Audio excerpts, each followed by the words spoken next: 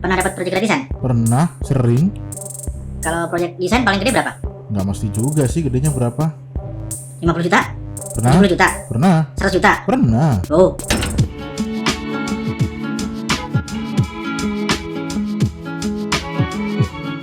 Assalamualaikum warahmatullahi wabarakatuh. Ketemu lagi dengan saya, Yeri Vandar, di channel Colors Happy.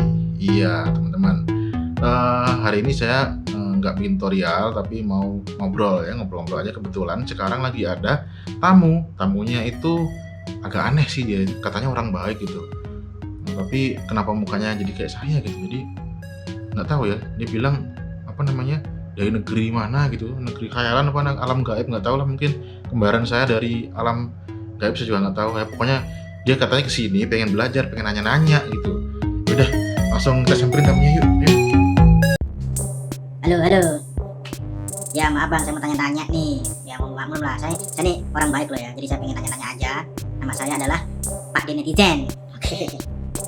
Oke, maaf ya bang, saya pengen tanya-tanya karena saya ini kan pengen tahu gitu loh, desain seperti apa sih gitu. Terus jadi desainer itu seperti apa sih? Apakah emang begini, memang begitu?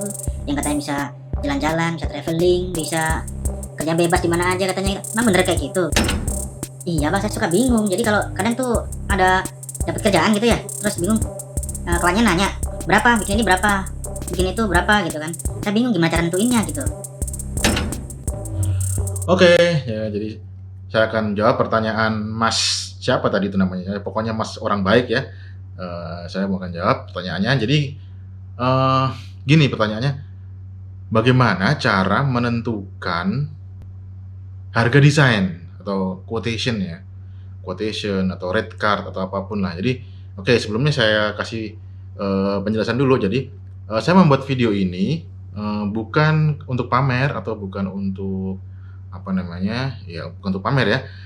Tapi untuk wawasan aja, karena mungkin banyak juga dari teman-teman desainer grafis yang mungkin tabu ngomongin soal harga desain, quotation atau mungkin malah banyak yang bingung, karena ini juga selain mas aneh ini, itu juga banyak juga yang kadang-kadang suka message ke saya atau mungkin komen tuh, gimana sih caranya menentukan harga desain gitu. Nah, oke, kali ini pertanyaan pertama saya jawab dari Mas itu, namanya dia nggak tahu siapa.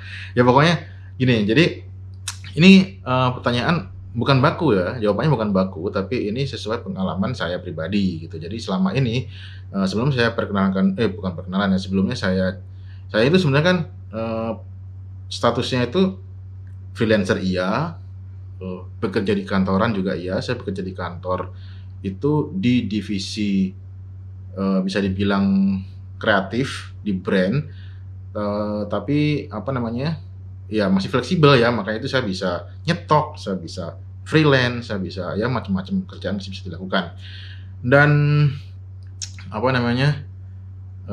kenapa kok saya masih bertahan? Karena ya tentunya ada alasan keluarga di situ. Nah, di company itu saya juga belajar banyak bagaimana menentukan harga, bagaimana saya juga melihat harga, bagaimana sebuah agensi memberikan quotation dan lain-lain. Saya belajar dari situ juga gitu. Jadi dari situ saya belajar, oh kalau pekerjaan ini tuh segini, kalau pekerjaan ini segini gitu. Nah, kayak gitu-gitu. Oke, kalau gitu langsung aja nih, bagaimana cara menentukan harga desain. Jadi begini, pertama yang harus kita lakukan adalah ketika kita pertama kali ketemu dengan klien, mungkin kita meeting atau sekedar chit chat atau telepon gitu, kita harus gali dulu bagaimana nih klien gitu.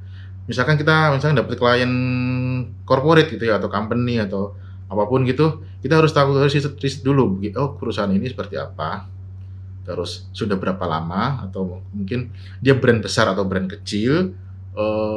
Kira-kira kita bisa ngitung spend budget marketing atau marketing brand buat si klien itu, kira-kira itu kita bisa ya mengira-ngira gitu. Kalau ini misalkan nih klien bank atau klien misalkan brand fashion atau brand apapun ya, jadi kita bisa ngukur kira-kira gitu. Nah, dengan pengalaman saya belajar di perusahaan itu, saya kira-kira tahu seberapa. Nah, kayak gitu.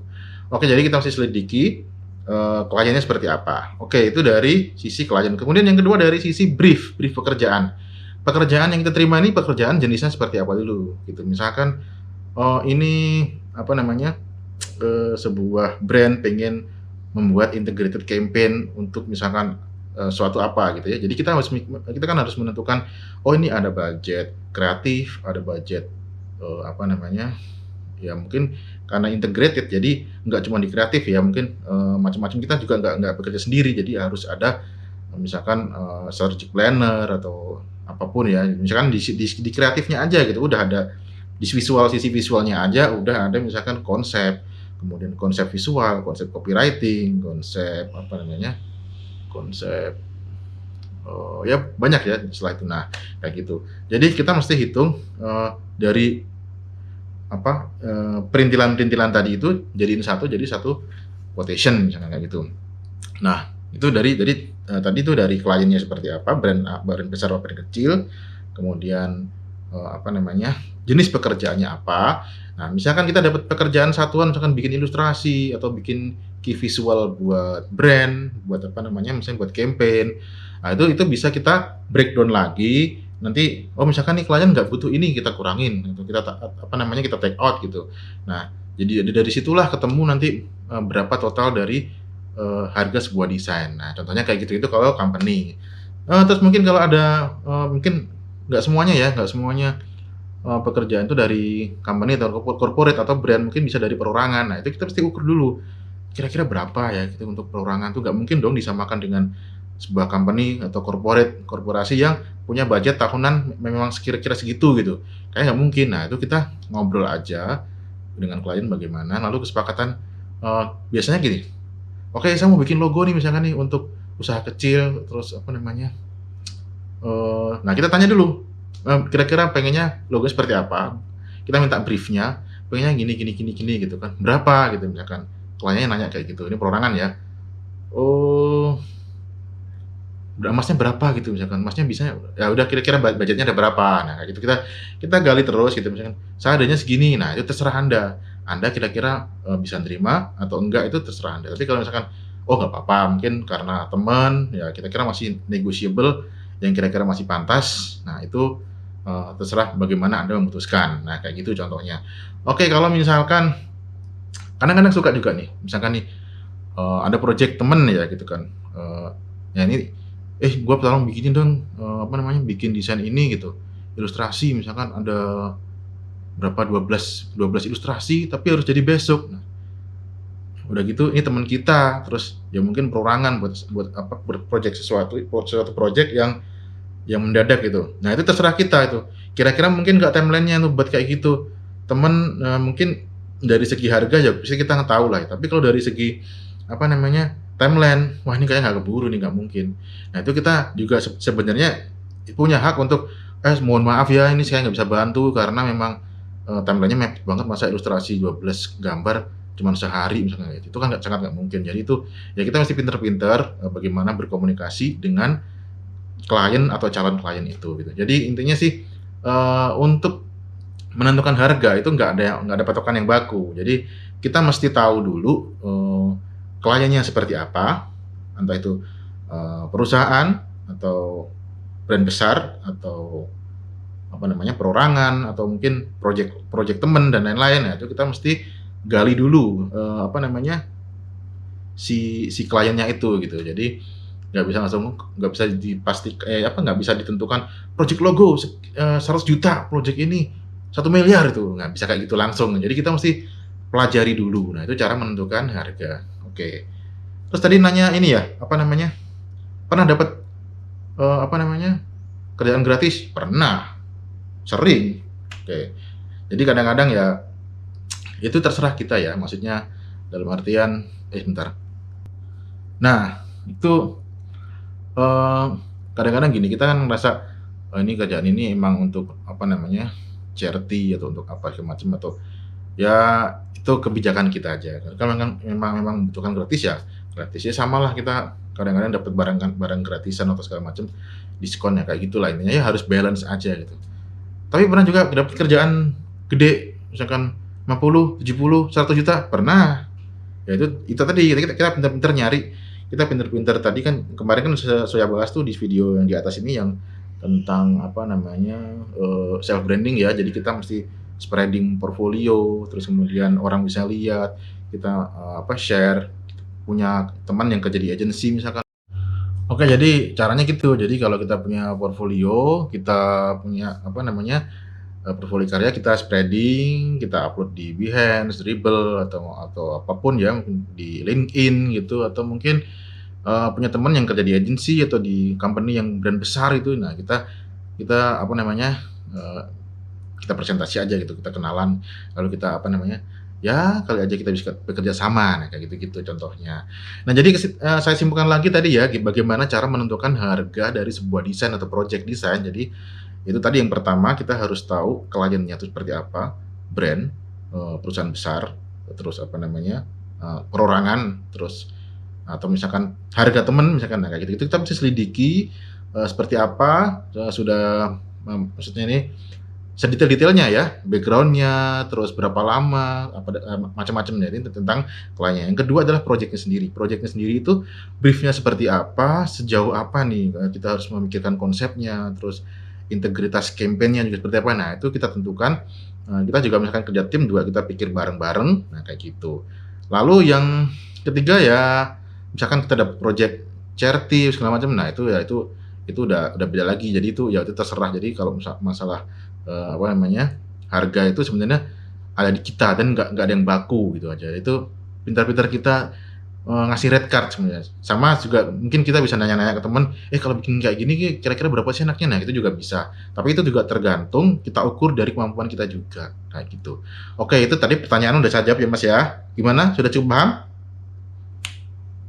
Oh, jadi gitu. Jadi harus lihat kliennya dulu seperti apa, terus kira-kira perusahaannya seperti apa. Ya, tahu, paham. Oke nih, abang kan kerja ini ya, maksudnya yang ngerjain kerjaan klien dari luar, kerjaan klien dari lokal dari Indonesia juga, terus nyetok juga, apalah kerjain gitu. Emang nggak capek apa banyak-banyak gitu? Terus ngapain kalau udah nyetok terus terima kerjaan dari klien gitu? Kenapa nggak nyetok aja atau pilih salah satu gitu? Oke, yang kedua nih Mas ya, ini pertanyaan nggak nyambung ini sebenarnya. Ngapain nanya saya kerja atau enggak, saya di mana itu? Nggak nyetok aja gimana? Nah, ya udah nggak apa saya jawab ya. Jadi gini, kenapa kok nggak nyetok aja gitu misalkan, atau kerja freelance aja atau kerja kantoran aja. Jadi gini, tadi kan sudah saya jelasin ya, kerja maksudnya ya di Jakarta, kita hidup di Jakarta, di kota besar, memang kebutuhannya tuh beda dengan di daerah gitu. Jadi ya saya memutuskan untuk bekerja di sebuah company itu juga sebenarnya ya karena keluarga juga gitu. Ya ya selain itu saya juga harus menabung, jadi saya mengerjakan kerjaan freelance, 5 kerjaan freelance, entah itu dari agensi, dari sebuah brand, atau dari perorangan kadang-kadang. Jadi ya itu istilah semua service lah ya, di company juga service, di freelance juga service. Jadi semua diterima selama masih bisa dikerjakan gitu. Nah, kalau nyetok sendiri itu sebenarnya saya gini, jadi kayak sebuah pelampiasan ya. Artinya saya tuh udah capek gitu kadang-kadang sama kerjaan di kerjaan freelance juga nuruti kemauan orang gitu. Intinya di company juga menuruti kemauan orang. Kita desain tuh nggak bebas gitu. Jadi ya pokoknya kadang-kadang kita bikin suatu konsep yang bagus, lalu reject, revisi, akhirnya biasanya tuh desain kalau udah revisi kesekian kali itu udah jelek, dan itu udah nggak pure dari apa yang kita pikirkan. Nah, akhirnya makanya saya jarang upload portfolio yang komersil ya, maksudnya di lokal gitu, karena emang menurut saya tuh bukan selera saya, istilahnya selera klien lah istilahnya, selera klien atau selera pemilik company misalkan kayak gitu-gitu. Jadi saya nyetok itu tujuannya ya untuk pelampiasan aja. Jadi saya menggambar bebas, saya menggambar makanya saya nyetok tuh nggak bikin yang terlalu mikir gitu, karena emang buat pelampiasan. Nah, pelampiasan kebetulan bisa dijual, kenapa nggak dijual?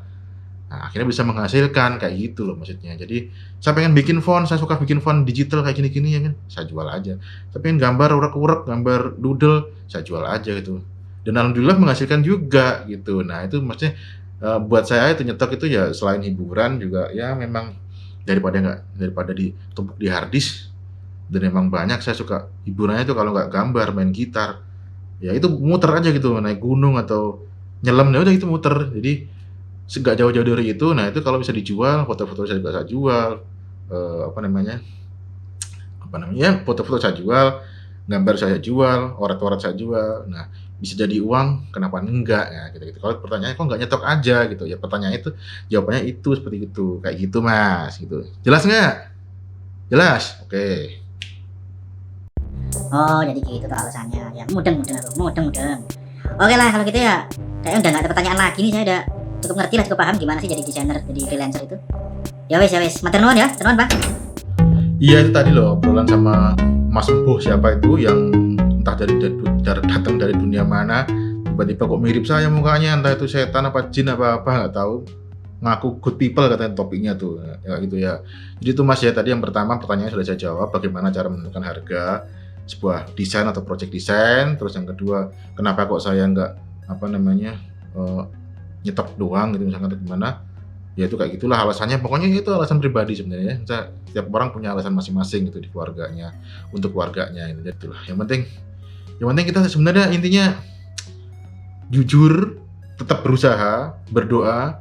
Kalau misalkan saya bikin ini kok nggak laku-laku, kadang bosen kayak gini, ya jangan bosen gitu ya. Emang segala sesuatu kalau kita bosenan, kita nggak istiqomah, kita nggak konsisten, ya nggak akan ada hasil gitu. Saya itu udah mendesain berapa tahun ya, dari tahun 2002, mulai dari menggambar ilustrasi manual di koran, kemudian belajar layout, belajar DI, belajar apalah banyak macam-macam lah. Yang jelas ya itu nggak pernah bosen karena emang saya suka. Intinya kalau kamu suka, kalau teman-teman suka, ya lakukan. Itu yang akan suatu saat itu akan menghasilkan dari yang kita suka. Makanya jalan dulu yang kita suka dengan ikhlas, dengan happy. Ya itu masalah rezeki itu ya Allah yang ngatur gitu ya. Kita nggak perlu khawatir. Yang penting istiqomah, konsisten, berusaha dan berdoa.